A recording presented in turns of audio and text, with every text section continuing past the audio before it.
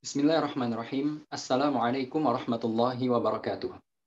Alhamdulillah wassalatu wassalamu ala Rasulillah wa ala alihi wa sahbihi wa man wala amma ba'du. Bulan Sya'ban, bulan yang begitu spesial. Ada apa sebenarnya dengan bulan Sya'ban ini? Bulan Sya'ban diambil dari kata-kata asy-sya'b. Dalam bahasa Arab, asy-sya'bu artinya berkumpul dan berpencar. Jadi masyarakat Arab pada zaman dahulu, pada bulan Sya'ban ini, mereka berpencar ke seluruh penjuru Arab untuk mencari air. Persiapan menyambut bulan berikutnya yang kita kenal dengan sebutan bulan Ramadan. Bulan Ramadan berasal dari kata ar-ramad. Ar-ramad dalam bahasa Arab artinya batuan-batuan yang memanas disebabkan karena teriknya matahari di bulan tersebut. Orang-orang Arab ketika mereka menamai zaman, menamai waktu, menamai bulan, mereka menamainya berdasarkan keadaan alam atau kebiasaan-kebiasaan masyarakat yang terjadi pada zaman tersebut.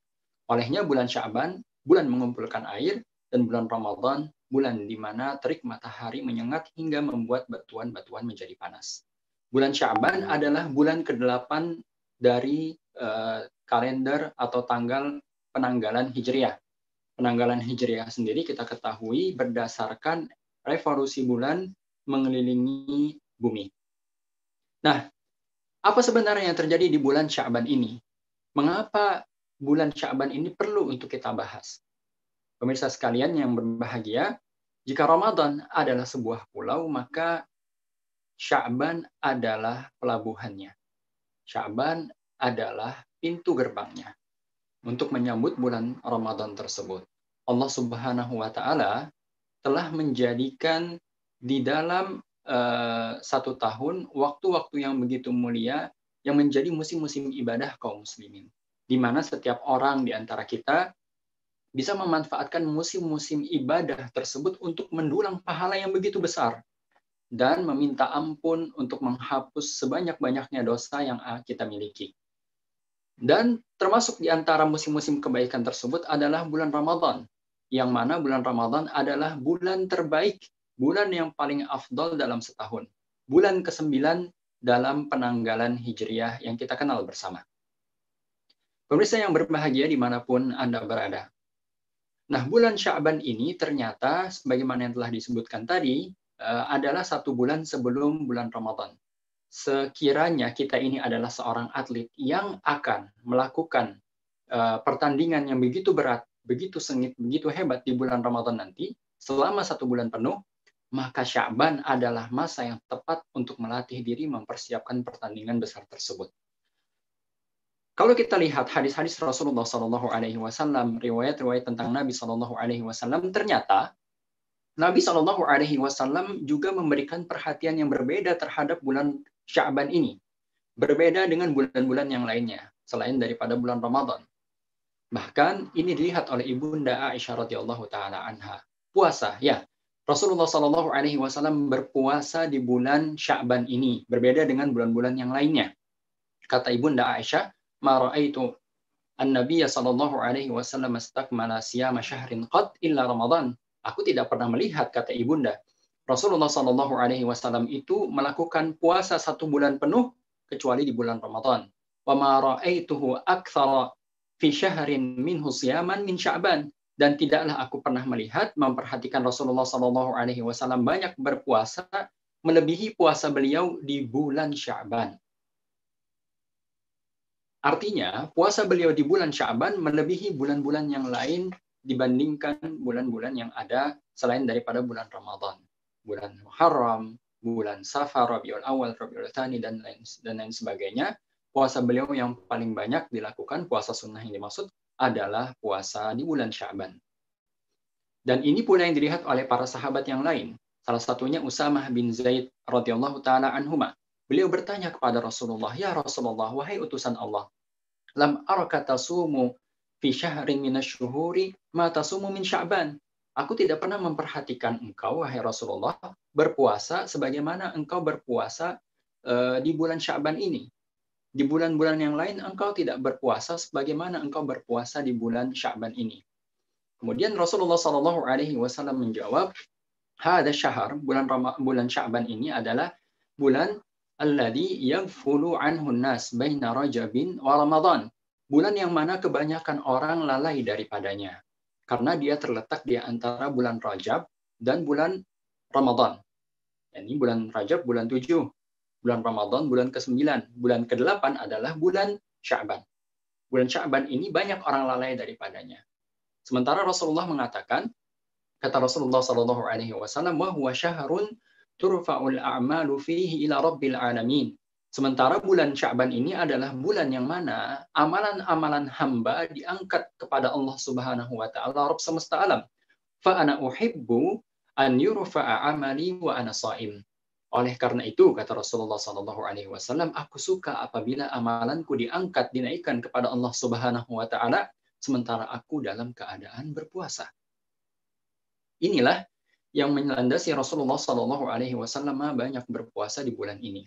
Tadi di awal Rasulullah mengatakan bulan Rajab ini adalah, bulan Sya'ban ini adalah bulan yang mana kebanyakan orang lalai daripadanya. Karena dia berada di antara dua bulan yang begitu mulia. Bulan Rajab, bulan ke-7, dan bulan Ramadan. Bulan Rajab termasuk di antara bulan-bulan haram. Bulan-bulan haram kita kenal bahwasanya di bulan haram itu Allah Subhanahu wa taala melipat gandakan kualitas pahala dan melipat gandakan kualitas dosa di sisi Allah. Orang yang mengamalkan kebaikan akan dilipat ganda pahalanya di sisi Allah. Kualitas pahalanya dibesarkan di sisi Allah Subhanahu wa taala. Demikian pula orang yang berbuat dosa di bulan-bulan haram. Di antara bulan-bulan haram tersebut adalah bulan Rajab.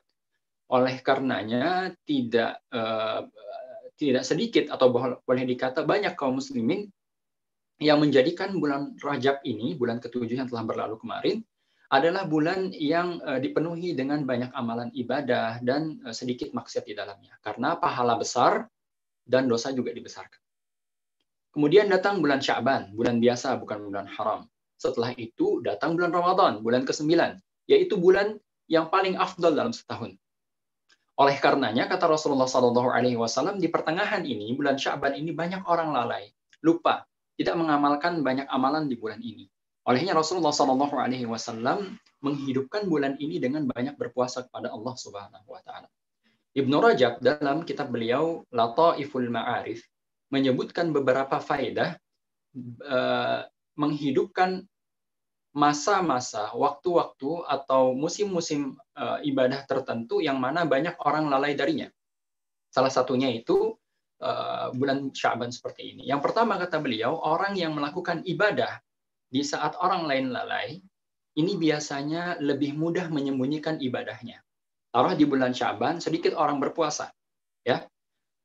Dengan cara seperti itu dia lebih mudah menyembunyikan ibadah puasanya dibandingkan orang-orang yang lain atau dibandingkan bulan-bulan yang lain, mohon maaf.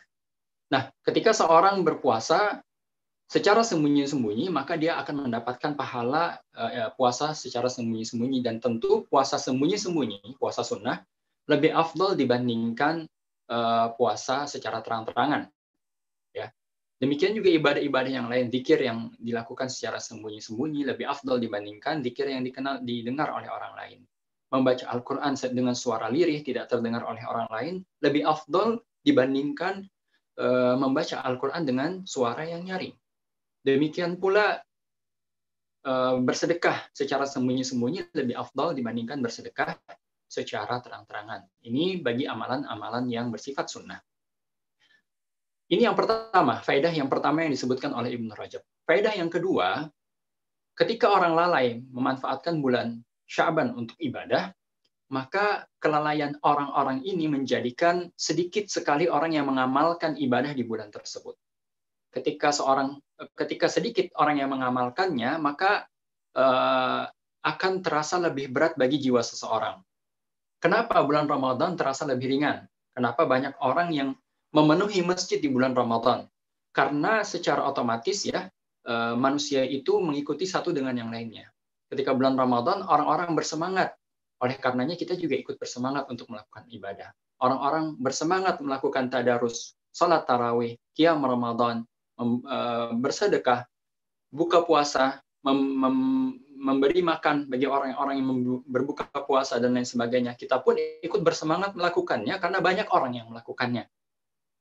Bahkan Allah Subhanahu wa taala ketika membahas tentang Ramadan, Allah mengatakan kama kutiba 'alal ladzina min qablikum, sebagai isyarat bahwasanya ibadah ini harusnya terasa ringan karena sudah pernah juga diamalkan dan dikerjakan oleh orang-orang sebelum kalian.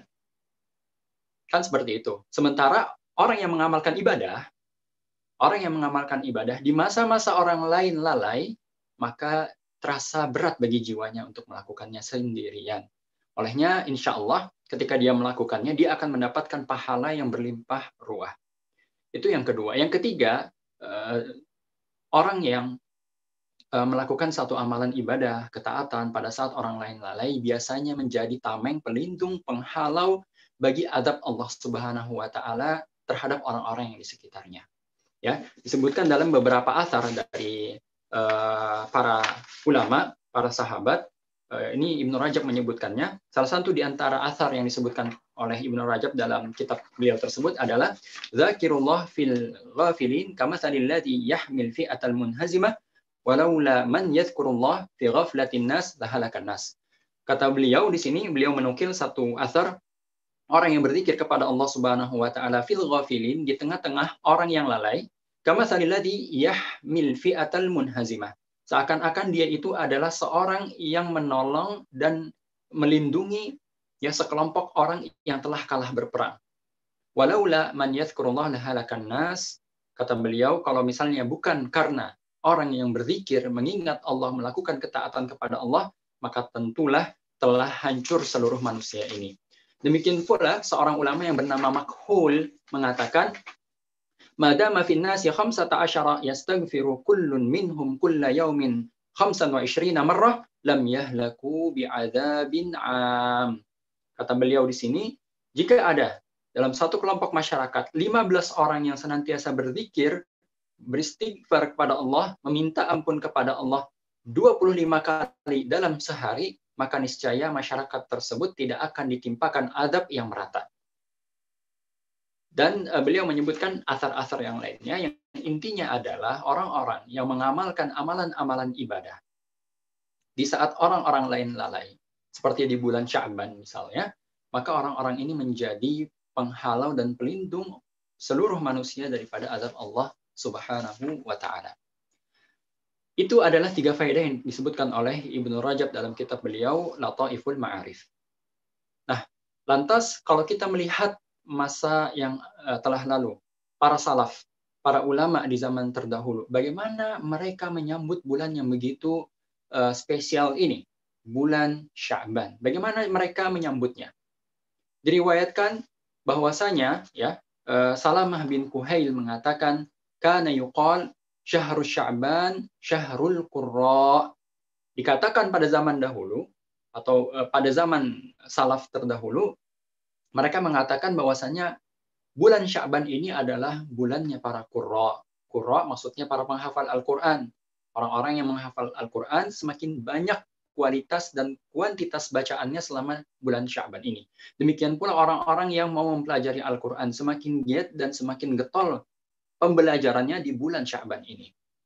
Bahkan disebutkan seorang ulama yang bernama Amr bin Qais sengaja menutup tokonya di pasar di bulan Sya'ban ini demi apa? Demi fokus ibadah kepada Allah Subhanahu wa taala dan membaca Al-Qur'an.